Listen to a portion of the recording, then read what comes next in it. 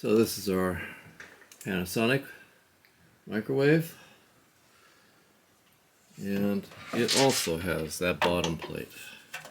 So this bottom plate right here is what you want to remove to access the turntable motor.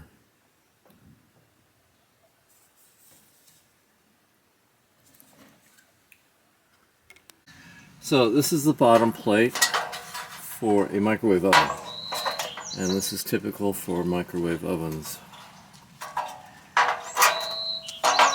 This is the plate that covers the turntable motor.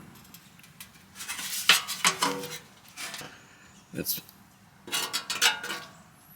got a punched plate here, which you can pry open. You can see here it's already partially open.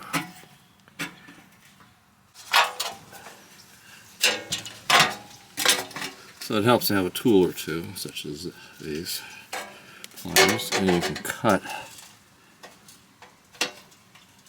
this sheet metal.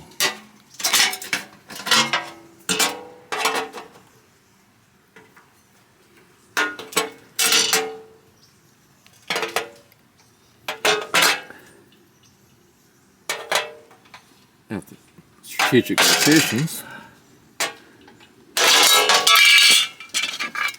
And now this is your access point to the turntable motor. And you can remove your turntable motor and use